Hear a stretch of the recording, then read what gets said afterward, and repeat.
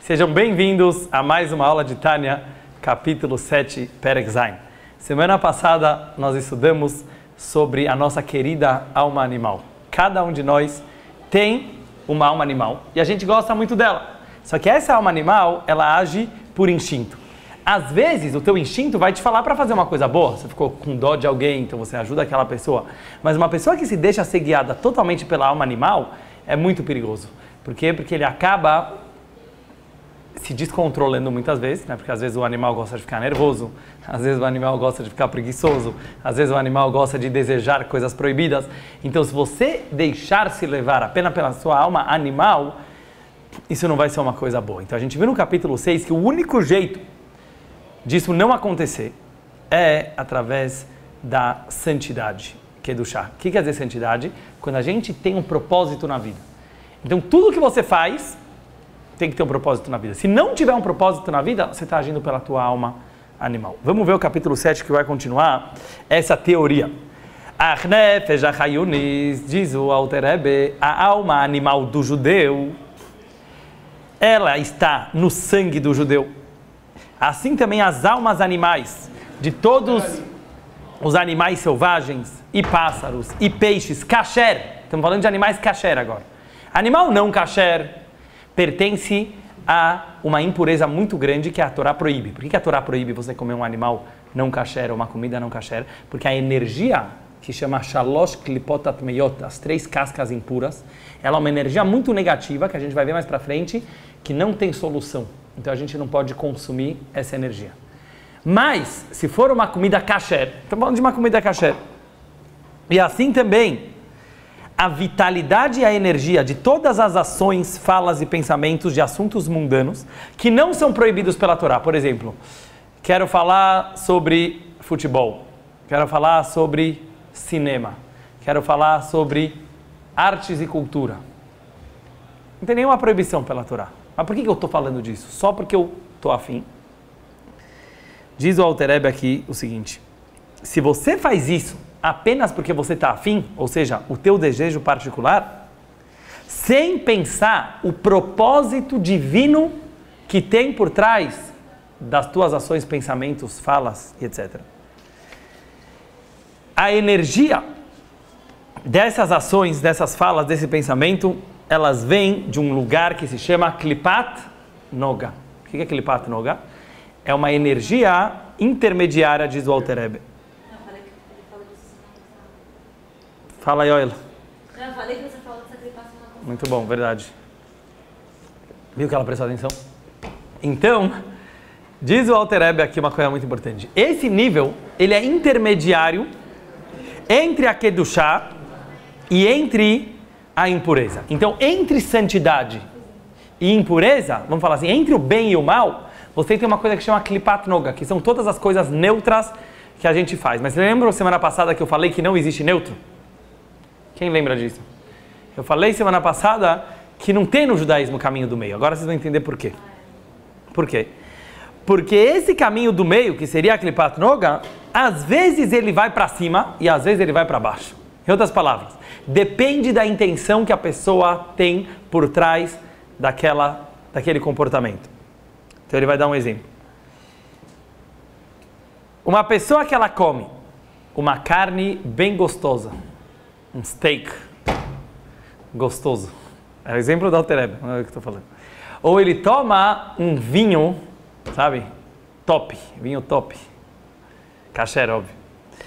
E a intenção dele, ele fala um pouco para trás. E a intenção dele é, qual é a intenção que ele toma esse vinho ou come essa carne? Para a cabeça dele conseguir pensar melhor. Como a Gemara traz uns exemplos, porque naquela época não se comia tanta carne, hoje em dia é uma coisa mais comum. Os sábios do Talmud, eles estavam tendo uma discussão na sinagoga e de repente eles não sabiam entender um certo assunto. E aí no dia seguinte o mesmo rabino veio na sinagoga e ele entendeu o assunto. Aí os amigos perguntaram, por que ontem você não sabia e hoje você está sabendo? Sabe o que ele respondeu? Ontem minha esposa me preparou um steak gostoso. E isso faz a minha cabeça conseguir entender melhor. Então por que ele está trazendo esse exemplo agora?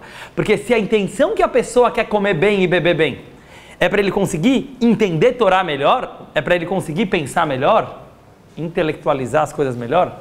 Ele fala, você está balançando totalmente o vídeo. Fica horrível depois. Então, pode deixar o negócio parado. Você dá 1000 broncas, depois você balança o negócio inteiro. Então, a pessoa, ela acaba aumentando o seu entendimento na Torá. Como disse Rava na Gemara, um bom vinho e um bom cheiro, eles abrangem o pensamento, eles aumentam o pensamento de uma pessoa. Ou, se a intenção dele for para cumprir a mitzvah de ter prazer no Shabbat e no Yom Tov. Ele fala, você está estragando todo o vídeo. Você está estragando tudo. Continua, não tem graça nenhuma. Tá bom. Então, o que acontece é o seguinte, se a pessoa ela tem a intenção, Shabbat e Yom Tov, por que você está comendo? Não porque só eu quero ter prazer da comida, porque eu quero honrar o Shabbos e o Yom Tov, que é uma mitzvah você comer bem no Shabbat e no Yom Tov. Então, automaticamente, você está fazendo isso por um objetivo superior. O que acontece nessa hora, para vocês entenderem bem? A energia dessa carne kasher ou desse vinho kasher, que ela era uma energia neutra, não era nem bom nem ruim, você acabou de purificar ela, você acabou de elevar a energia dela para Kedushá. Por quê? Porque você fez isso com uma intenção boa. Vocês não estão entendendo o que o Alter Rebbe está falando? Qualquer ato que você faz na vida, que não seja proibido pela Torá, se você fizer ele com uma intenção positiva, não neutra, neutro não existe. Neutro é schlepper. O judaísmo não gosta de neutro. O que o judaísmo fala? Você tem que ter alguma kavaná por trás, você tem que ter algum objetivo por trás. Então, por exemplo, vamos trazer exemplos da nossa vida. Eu vou jogar futebol. Eu quero viajar, quero passear um pouco.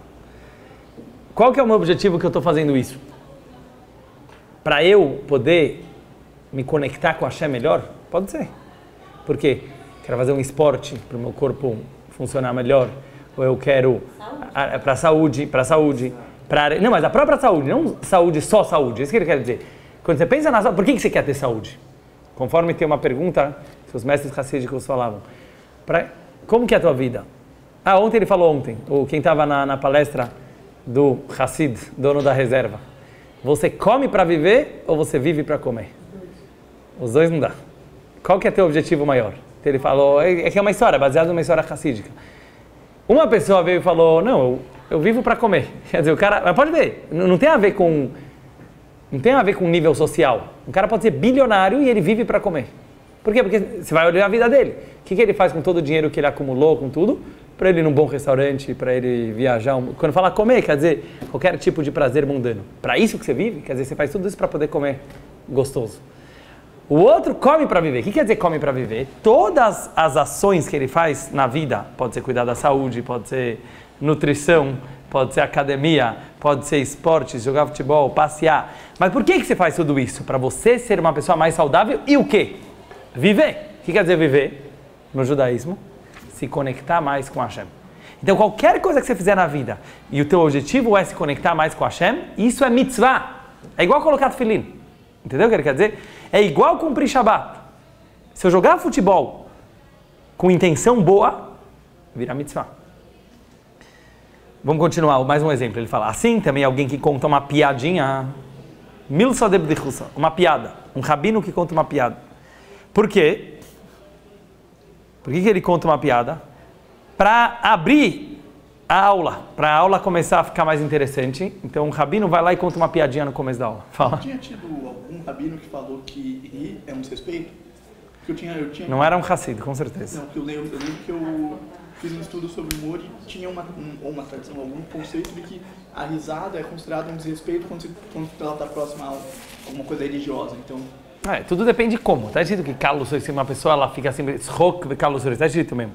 Que, por exemplo, uma pessoa que ela fica um bobo alegre, sabe? Só fica gargalhando o dia inteiro, por nada, aí não é legal. Agora, aqui ele está trazendo um exemplo de um rabino, um grande rabino, Rava, que ele contava uma piada sempre antes de começar a aula. Sempre antes de começar a aula, ele começava com uma milsa de bdichusa. O que é isso, Luana? Piadinha. Não sabe aramaico? Estou brincando. Milsa de bdichusa. Para que ele contava essa piada? Não pela piada em si, porque ele queria que os alunos prestassem mais atenção na aula. Então, para dar uma relaxada, Agora tem que começar sempre a contar uma piadinha antes. Você viu? Pode falar isso pro teu rabino. Então o que ele quer trazer esse exemplo? A piada dele virou mitzvah. Porque já que ele contou piada, não só para contar piada, entendeu? Mas ele fez isso com um objetivo maior, aquilo virá bom. Porém, diz o Alter Rebbe, uma pessoa que ele simplesmente é um guloso, ele só quer ficar comendo e bebendo o dia inteiro. Só por quê? Para encher a pança, como se fala, certo? Ele só quer, só para isso. Não é proibido, comida kasher, estamos falando de comida kasher. Mas ele fala, isso vem do elemento água, que são os desejos da vida, que é um dos 4 elementos negativos da alma animal. Então, na hora que a pessoa fez isso, a vitalidade, a energia da carne e do vinho, elas acabam se integrando no mal completo das 3 klipot impuras, e o corpo dessa pessoa vira uma carruagem para essa energia, até que a pessoa faça tchuvá e volte a servir a Hashem. Porque já que era carne kasher e vinho kasher, por isso que elas podem voltar a se elevar a energia delas quando a pessoa volta a estudar a Torá ou rezar. E agora a gente vai entender uma linguagem muito importante no judaísmo. Como fala uma coisa proibida no judaísmo? Quem sabe? Em hebraico. Assur. Muito bom. Assur. Qual que é a tradução literal de Assur? Também. Mas vem de uma outra palavra, vem de um outro verbo. Preso. Yael, você que é israelense, tá certo? Como fala um preso? Assir. Certo? Assur quer dizer preso. O que tem a ver proibido com preso? Sabe o que é uma coisa proibida pelo judaísmo? Que a energia dela está presa nessas klipot. Quer dizer assim, não dá para elevar. Então, por exemplo, a Fernanda se assustou até. Por exemplo, se uma pessoa, ela tomou um vinho treif, um vinho não kasher, uma carne, mas ela falou, eu estou fazendo isso com intenção de rezar melhor depois. Não vai funcionar. Porque aquela energia, ela está assur, ela está presa no mal. Agora, algo que é permitido, como fala permitido em hebraico? Mutar. O que quer dizer mutar? Solto. Certo ou não, Yael? Mutar também vem da palavra, por exemplo, como falar soltar um nó? Lehatir. Permitir e soltar é o mesmo verbo em hebraico. Por quê? Porque uma coisa permitida quer dizer a energia dela está solta. Ela pode subir ou ela pode descer. Então por que ele está falando isso?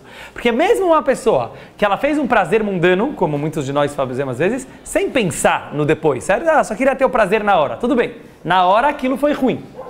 Mas se depois você, na prática, estudar com essa energia, ou rezar com essa energia, ou fazer uma boa ação com essa energia, você vai estar elevando ela para a Kedushá. Agora o Alter Rebbe vai dar uma assustada um pouco. Não é uma coisa muito de Hassidut, mas às vezes aparece. É uma coisa de Mussar. Olha o que o Alter Rebbe fala aqui. Vocês querem saber ou melhor não? Sim, fala. Sim. Tem certeza? Sim, fala. Querem levar porrada? Tá bom. Diz o Alter Rebbe, mais uma marquinha fica na pessoa. Uma marquinha desse prazer que ele teve, sem nenhuma intenção divina, fica marcado nele, uma marquinha espiritual.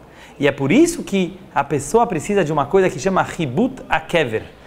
É uma coisa que acontece no túmulo depois que a pessoa morre, para dar uma limpada nos prazeres mundanos que ele teve, sem pensar em divindade. Agora, quando a pessoa fez coisas proibidas, por exemplo, alimentações proibidas ou relacionamentos proibidos, que isso está preso, a energia disso está presa nas 3 klipot meiot, elas não têm conserto essa energia que a pessoa usou para o mal. Só quando o Mashiach chegar. Quando o Mashiach chegar, que o mal vai ser agora, hoje. Não, isso aí. O que é isso? Posso fazer uma pergunta? Claro. É que eu não queria te parar com isso. Deve. Você falou que quando a pessoa come uma carne, são burros, na verdade. Quando ela come uma carne não kasher, a energia fica presa nela para sempre. É carne de um animal não kasher ou pode ser a carne de um boi não kasher ou de um frango não kasher? É a mesma energia? E boi não é animal? Você entendeu a minha pergunta? Sim. Mas, é que você falou assim, de um animal não kasher ou de um boi não kasher? Não, tipo, de um animal que é não kasher mesmo, tipo, sei lá, carne porco. de cavalo, porco, ou de um animal kasher. Ah, entendi agora. Sim, kasher. que não foi feito a shritá, porque ele não foi matado. Os dois. É interessante a tua pergunta, porque tipo assim, um porco, por exemplo, quer dizer, ele já nasceu com essa energia, exatamente. Mas olha que interessante, não é que o porco é ruim, eu quero falar, então quer dizer que o porco é ruim. Não, o porco é gente boa. A Torá não tem nada contra o porco. O problema é a gente comer o porco, entendeu? A mesma coisa o boi.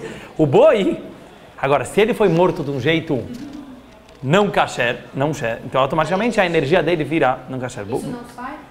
Não sai. Só tem dois jeitos ele vai falar de sair. Uma é quando o Mashiach chegar. Por quê? Porque quando o Mashiach chegar, não vai mais ter mal. Em outras palavras, tudo que era negativo vai ser transformado para o bom. Então, de alguma forma, quando o Mashiach chegar, inclusive, não, vai ter mitzvot ainda, mas uma das coisas que está escrito em alguns livros que vai ser kasher quando o Mashiach chegar é o porco. Tem lugar que está escrito que carne de porco vai ser kosher quando o Mashiach chegar. Mas isso é para outro tema. Outra coisa que ele fala aqui, mas tem outro jeito, antes de Mashiach chegar. Eu quero elevar. Eu fiz pecados, eu quero... Tem um jeito.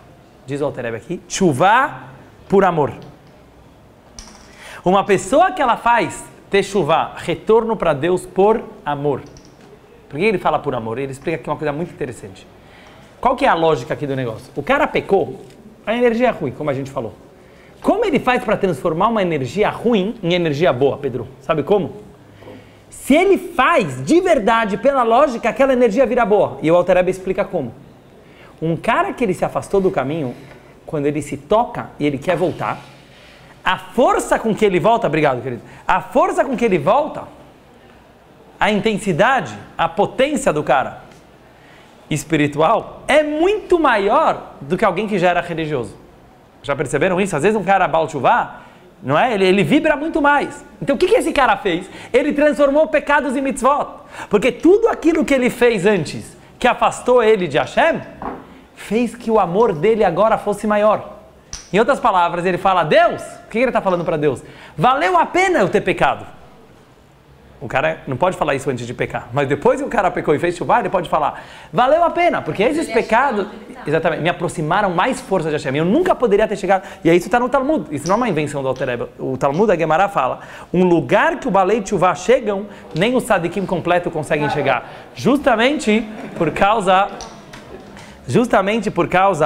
desse amor intenso que o Baal Teshuvah ele consegue, e é por isso que está escrito que as averot dele se transformam em mitzvot. Fala. Está incluído uma pessoa que fez um crime grave? Obrigada. Uma pessoa fez um crime, Sim. matou Sim. uma pessoa. Vou te explicar. Boa pergunta. Valeu a pena ter matado uma pessoa para valorizar a vida? Grande pergunta. Não, por medo não vale então, né? Não. Por medo pode perdoar, cancela os pecados, mas não transforma em mitzvot. Entendeu? Very good. Agora, o Felipe fez uma pergunta muito boa. Vocês querem ouvir a pergunta dele? Se um cara matou, Deus nos livre, também funciona essa regra? Que se ele fez chuva depois, funciona a ponto de ser uma coisa positiva? 3, a verdade que são super proibidas. Sim. Idolatria, relações proibidas e matar. Por quê? O que entra dentro de relação proibida? Adultério, né? Porque a relação entre solteiros não é exatamente proibida. É boa pergunta que você perguntou. É adultério, na verdade. Mas eu não vou entrar agora em todos os detalhes, mas é aqueles casamentos que a Torá fala, por exemplo, incesto ou adultério. Mas agora vamos falar sobre, pessoal, presta bem atenção agora, a pergunta do Felipe. Se um cara matou, aí envolveu outra pessoa, ou roubou, o que acontece aqui? Agora eu vou explicar para vocês. Na época que tinha tribunal, um cara que matava poderia até ter pena de morte. Certo? Quer dizer, ele ia ter o castigo dele. Hoje em dia, que não temos mais tribunal e tudo, vamos dizer que ele matou, ninguém descobriu e tal, Hashem pode perdoar ele, sim. Não vai devolver a alma. Você tem razão total. A alma da pessoa que morreu é irrecuperável. Certo? Mas sim, a resposta é, o cara, mesmo um assassino, pela Torá, ele tem solução. Entendeu? Enquanto ele está vivo, a regra da Torá, enquanto você está vivo, Por que ele vai fazer tchuvá? vai fazer tchuvá. Ele vai fazer tchuvá que nem alguém que não cumpre a Shabbat e alguém que não come a porra. Ele que mata uma pessoa. Sim, mas dá. Lógico que a tchuvá é muito mais difícil, entendeu? Mas quer dizer, ele tem que chegar num nível, só Hashem sabe olhar a tchuvá, a gente não sabe analisar. Mas se Hashem olhar para o coração dele, que esse cara realmente voltou atrás. Tem um caso que está polêmico agora, só para contar um caso prático. Galera, posso contar um caso prático para vocês? Na África do Sul, tem um caso de um cara que chama agora... Ixi. Estou querendo me lembrar do nome dele. Tá, esqueci, mas é um caso que ficou muito polêmico. Ele foi um dos maiores assassinos na época que tinha briga, certo, entre os negros e brancos do apartheid. ele era, não vou entrar em todos os detalhes da história, mas ele era um dos responsáveis para realmente matar negros, torturar e etc. Depois ele foi preso. Na prisão, ele começa a virar gente boa. O que quer dizer gente boa? Primeira coisa, ele dedou todas as pessoas que também assassinaram, etc. Segunda coisa, ele começou a ajudar as famílias a encontrarem... eu não vou entrar nos detalhes, mas começaram a ver um comportamento dele na prisão totalmente contrário para 20 anos já, ele realmente melhorou. E agora estão querendo libertar ele e tal, mas está uma polêmica lá se deveria ou não. Então eu vi um artigo que fala sobre isso, realmente se dá para acreditar e é perdoável. Não é uma pessoa que ele matou muita gente. Entendeu? É um caso delicado. Agora, com certeza Hashem pode perdoar. Se a gente pode julgar isso, eu não sei. É uma coisa polêmica, mas se Hashem olhou no coração dele que ele realmente se arrependeu e que ele nunca faria isso aqui de novo, qual que é o teste? Que mesmo que ele estivesse nessa situação, ele não faria isso aqui? Mas nesse quesito você não sabe se ele foi ou não. Quem decide isso... Eu não sei, Hashem sabe. Não, quem decide isso é Hashem. Só Hashem. Só Hashem. A gente não pode julgar, mas o cara tem o coração. Não, isso que eu falei, estamos falando só de Hashem. Estamos falando de Hashem, estamos falando de Deus. Não vai receber nenhuma marquinha, tipo, pelo menos... Se Deus achar que ele fez chuva completa, não. Ele não paga nada, é impossível. Não, se Deus achar que ele fez uma chuva completa por amor e temor e tudo que você quiser... Ele torturou e matou as pessoas. Mas eu acho que... Você está entendendo? Eu estou achando que é quase impossível alguém fazer uma chuva assim. Mas se Hashem viu o que ele fez, entendeu o negócio? Entendi. Você está falando na teoria? Não, estou falando na prática. Estou falando que é muito difícil, só isso. Eu estou falando que a gente nunca vai saber, entendeu? É na teoria porque a gente nunca vai saber. Sim. Mas a Hashem pode saber. O nível dele não é o mesmo que o teu, não é o mesmo de ninguém, cada um faz um, entendeu? Mas sim, Mas que tipo de tchuvá que seria? Uma tchuvá hiper-ortodoxa? Não tem a ver com isso. Não é só o comportamento por fora. É dentro do coração. O Rambam fala qual é a prova que uma pessoa fez chuva total. Que ele é colocado no mesmo teste que ele estava da primeira vez, com todos os detalhes, ele não faria de novo. É isso. Na verdade, isso que é chuva. Ele obrigatoriamente passa... Chuva não é ficar chorando e batendo a cabeça na parede, entendeu? A chuva é você ser colocado no mesmo teste e não pecar de novo. Fala, Luana. Ele obrigatoriamente passa no mesmo teste. Então, pode ser que ele não passe, mas Deus tem que olhar no coração dele que ele está preparado para isso, você entendeu? Mas agora, o teste para você saber se você fez chuva, pode ver, isso aqui é muito difícil passar por um mesmo teste e não cair. É muito difícil. Não é? Brasileiro de novo para lavar já. Vamos continuar. Continua o Alter Rebbe, presta atenção.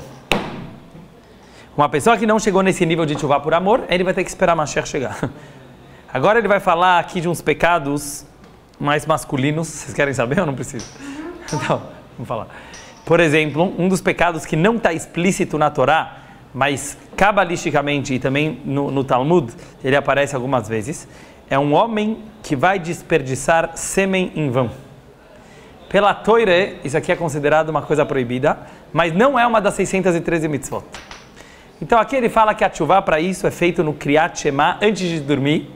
O cara faz Shema Israel com muita kavaná e Hashem... É isso? Só isso? Não, mas não é só isso, não é só fazer o Shema.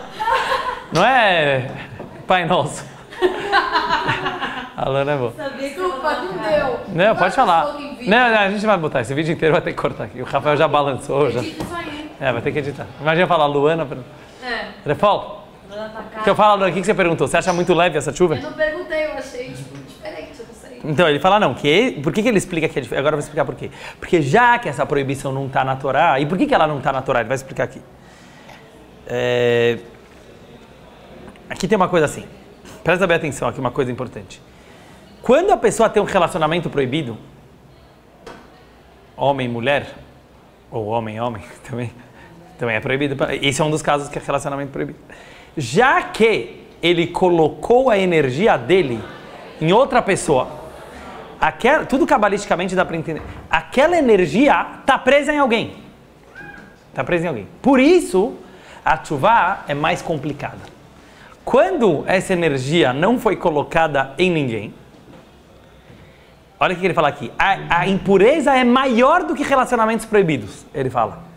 Eu acho que a lógica, ele não explica aqui, mas eu acho que a lógica disso é porque o egoísmo é maior. Depois eu explico isso aqui melhor, entendeu? Já que o cara quis ter prazer sozinho, e o prazer não foi feito para ter sozinho, e sim com alguém que você ama, por isso, mas já que pelo menos a energia não entrou em ninguém, é mais fácil de fazer tchuvá desse pecado. Agora, se o cara teve uma relação proibida e nasceu um bebê, Ih, agora tá complicado, porque ele nasceu uma vida, entendeu? Mesmo que aquele bebê pode ser gente boa e etc. Mas aí o pecado dele tá vivo, entendeu? Então a tchuvá dele fica mais complicada nesse caso. Resumindo o capítulo 7, assustou um pouco esse capítulo 7. Resumindo, mas em geral o Tânia não vai falar muito de castigos, etc. Fala. E como que é tipo uma pessoa religiosa que acaba cometendo algum crime? Ela não tem como fazer tchuvá de novo. Por quê? Tem como A fazer. tchuvá é se arrepender, não é? Que crime? Qual crime? Se arrepender. O que você falou? Não entendi. No coração. É no coração. Não tem a ver com religioso ou não. Cada um no seu nível tem que fazer tchuvá das coisas erradas. Resumindo o capítulo 7. Resumindo o Perek Zayin do Tânia, pessoal. O ponto do Perek Zayin é o seguinte. Tudo que a gente faz na vida, a gente pode fazer com um objetivo divino, ou a gente pode fazer só para ter prazer, ou a gente pode fazer coisas proibidas. Isso que ele falou. Então, se eu vou fazer com intenção de servir a Hashem melhor, e a coisa é kasher, então eu vou comer chocolate para eu poder ter mais energia para isso da Torá.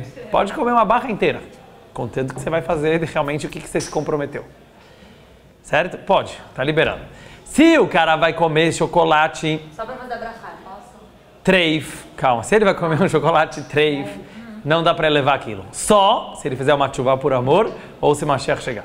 Agora, se ele comer stam chocolate, como se fala, ele não pensou em nada, então naquela hora também desceu para o mal, porque não existe neutro no judaísmo. Agora, se depois ele usar aquela energia para uma coisa boa, ele recuperou e levou isso aqui para o bem. Coisas proibidas, como a gente falou, o único jeito de recuperar energia é ou Mashiach chegando, ou fazendo uma tchuvá com muita intensidade por amor, e aí Hashem vai entender que as coisas ruins que ele fez foram como um estilingue e impulsionaram ele mais para frente. E a vaca vermelha serve? O que tem a ver? Só impureza com a vaca vermelha. A vaca vermelha é boa. É para purificar alguém que tocava no morto. Entendi? Se quiser relacionar com tchuvá. Talvez isso aqui pode purificar, mas não é... Isso não perdoava pecado. Entendeu? Você tem aula agora? Vai ter anatomia do... Você pode fazer aula de anatomia? Porque tem que tocar. Correndo, não. Vai ter a anatomia do Michael Jackson no Discovery Channel. Escolha, galera. Escolha.